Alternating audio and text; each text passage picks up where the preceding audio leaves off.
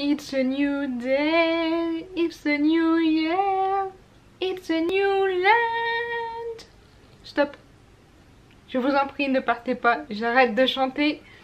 Pour ma première lecture de l'année, je vous parle de New Land. Je vous donne mon avis, je vous dis ce que j'en ai pensé. C'est parti.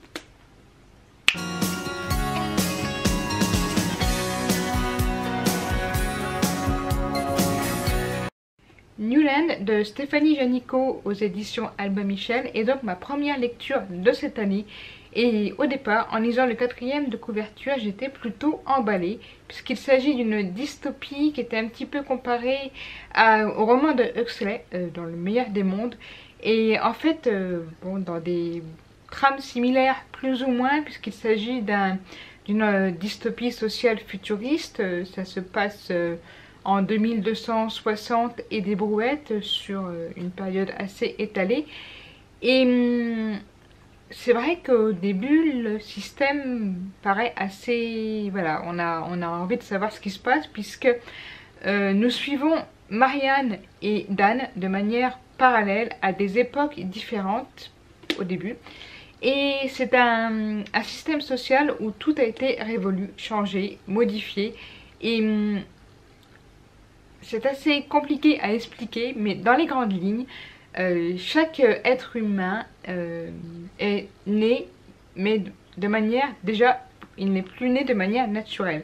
Tout est génétiquement encadré et toute naissance est faite pour que la personne qui naisse soit la meilleure possible, dans les meilleures conditions, qu'elle ne soit pas malade, qu'elle soit presque parfaite. Voilà. Et à l'âge de 14 ans, quand les enfants arrivent à l'âge de 14 ans, ils sont choisis pour être divisés en 3 castes. Donc il y a les blancs, les noirs et les bleus. Donc pour faire court, la caste des blancs est plus ou moins destinée à faire des enfants.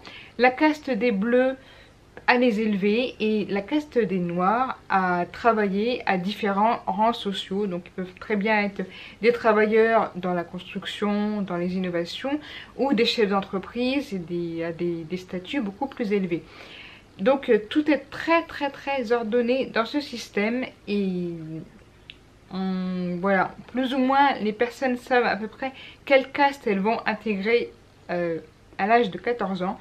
Sauf que pour Maria, donc c'est Marian qui est une fille mais qui tient à ce qu'on prononce Marian et pas Marianne, je vous laisserai voir pourquoi, qui est persuadée d'être une blanche et elle se prépare à être une blanche et elle va se retrouver à devenir une caste noire. Donc elle ne comprend pas, elle est déstabilisée, elle est en colère contre le système qui pour elle s'est trompé. Elle fait appel pour que elle soit réévaluée et remis dans les blanches, mais ça ne marche pas. Et Marian va tout faire pour comprendre pourquoi elle est devenue dans la caste, pourquoi elle est entrée dans la caste des noirs et pas dans la caste des blancs.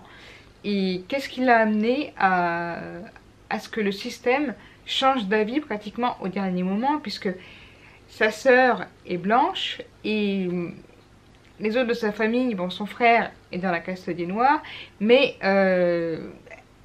voilà, à chaque fois ses frères et ses sœurs savaient où ils allaient aller et jamais ils ne se sont trompés. Et ils ne se sont trompés, ni elle ni le système, mais pour Marianne, les choses ne se sont pas passées comme ça et elle veut comprendre pourquoi. Et elle va être amenée au fil du roman à faire des recherches sur l'évolution du système, sur ce qui fait que dans ce système, ce nouveau système, il n'y a plus d'Europe, il n'y a plus d'États-Unis. Je vous laisserai découvrir le nom des nouveaux États, des nouveaux pays qui ont été nommés et pourquoi et comment. Et comment dans un système où on a réussi à créer une totale sécurité, mais vraiment tout a été, voilà, il n'y a plus de meurtre, il n'y a plus d'incivilité, il n'y a plus de maladie, il n'y a plus de système politique, il n'y a plus rien. Mais au prix finalement d'une certaine liberté, puisque on n'a plus le choix de rentrer dans une caste que l'on n'a plus ou moins pas choisie. Et quand ça ne se passe pas comme prévu, comme Marian, ouais, mais j'ai eu du mal à le dire aussi, hein, j'ai eu du mal à m'y faire. Et ça ne se passe pas comme prévu, comme pour Marian. Alors là, tout s'écroule, le système est remis en question, alors qu'il paraît en tout point parfait, puisque tout se passe pour le mieux dans le meilleur des mondes. Mais sauf quand il y a un roux, voilà, une petite bille dans l'engrenage qui fait que tout s'écroule et rien ne se passe comme prévu. Et Marian nous emmène à une remise en question d'un système fondé sur des valeurs trop parfaites, trop carrées, trop lisses, et qui fait que quand ça ne se passe pas comme prévu, qu'est-ce qui se passe et jusqu'où ça peut mener et jusqu'où ça peut détruire une personne. Et dans Newland, la personne en tant qu'individu n'existe plus. Elle est déjà prédisposée, elle est déjà conditionnée, elle est déjà formatée à être ce qu'elle doit devenir. Et si elle ne se plie pas à sa destinée, finalement, comment ça se passe? Voilà, et finalement, bon, c'est un roman qui m'a beaucoup plu, mais je me suis un peu perdue quand même au fil du roman, même si l'histoire est vraiment intéressante, l'idée est très très bien trouvée. J'ai trouvé un peu dommage que des fois on s'éternise un petit peu sur certaines choses, on nous explique, on nous réexplique comment est né Newland, voilà, qu'est-ce qui a fait qu'au fil des millénaires les choses sont devenues comme ci, les choses sont devenues comme ça. Au début c'est super intéressant et ensuite on y revient beaucoup et je me suis dit on a compris plus ou moins comment ça se passe, pourquoi y revenir. Mais voilà, c'est le seul bémol que je mettrais parce que l'idée est quand même géniale. La dystopie qui est plus tournée pour un public adulte comparé, je pense à une dystopie, la tétralogie U4 qui avait été écrite par 4 auteurs différents et qui en suivait 4 personnages différents qui à la fin finalement se rejoignaient.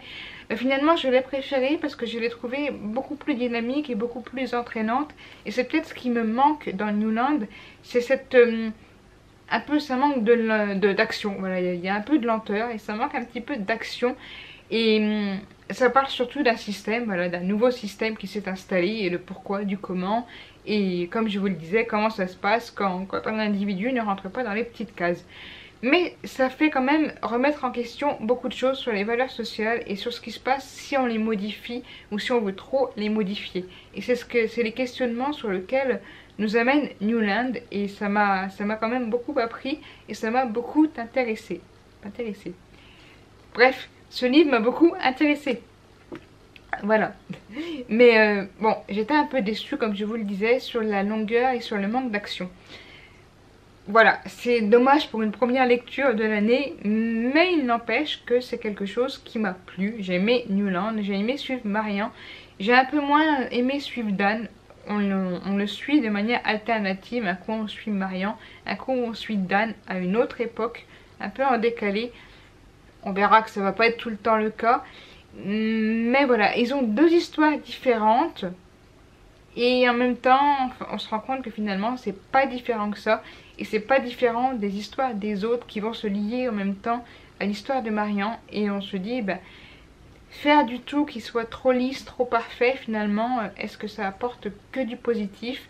Et finalement, on se dit, est-ce que l'insécurité inexistante au prix des libertés humaines, est-ce que c'est bien? Est-ce que voilà, est-ce qu'on préfère avoir un monde total secure, total safe, mais au prix de certaines libertés? Voilà, imaginez que vous n'êtes pas libre à l'âge de 14 ans de choisir à quoi vous êtes destiné. Voilà, si vous êtes destiné à être dans tel métier et qu'on vous oblige quasiment à y aller, mais que tout soit parfait pour vous, hein. Vous serez choyé, vous serez dirigé, vous aurez tout, vous n'aurez aucune difficulté financière, vous aurez toujours tout ce qu'il vous faut, à condition de suivre le système. Voilà, seriez-vous prêt à entrer dans une petite case? Ou est-ce que comme Marian, vous êtes prêt à vous rebeller si le système n'est pas comme vous le souhaitez? C'est le questionnement sur lequel nous pousse à raisonner Newland. Et voilà, c'est ce qui m'a plu dans ce livre. Et je regrettais un petit peu les longueurs.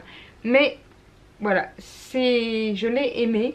Et une de mes résolutions pour la nouvelle année, c'est d'essayer de dire donc voilà, un peu moins.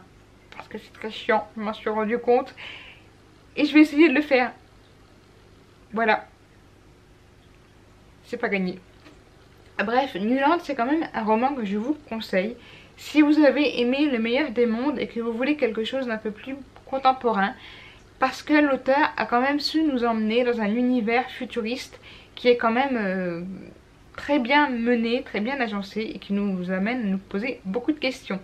Voilà, donc moi Newland, il m'a plu, pas autant que d'autres, mais il m'a quand même transporté et je vous le conseille quand même parce qu'il est, voilà, parce qu'il est bien. Et si vous avez aimé Les Meilleurs des Mondes, vous aimerez sans doute Newland. Voilà, c'était voilà, c'est pas gagné. Donc c'était ma première lecture de l'année et bon, c'est mitigé, mais je pense que les autres vont être meilleurs et je vous le conseille quand même. Donc pareil, si vous l'avez lu, dites-le moi dans les commentaires si vous l'avez aimé. Si vous l'avez lu et pas aimé, dites-le moi aussi. Si jamais ma petite, voilà, mon petit speech vous a donné envie de le découvrir, dites-le moi. Et si vous l'avez lu et vous ne l'avez pas aimé, dites-le moi aussi. Voilà, donc Open Space, dites-moi tout ce que vous voulez sur ce livre ou voilà, sur d'autres livres que vous avez lus ou votre première lecture de l'année. Voilà, n'hésitez pas à me dire quelle est votre première lecture de l'année, qu'est-ce qui a ouvert votre premier livre de l'année 2018. Et moi en attendant, je vous dis à très vite pour une prochaine vidéo sur ma nouvelle lecture sûrement. Et n'oubliez pas, always keep fighting. Bye.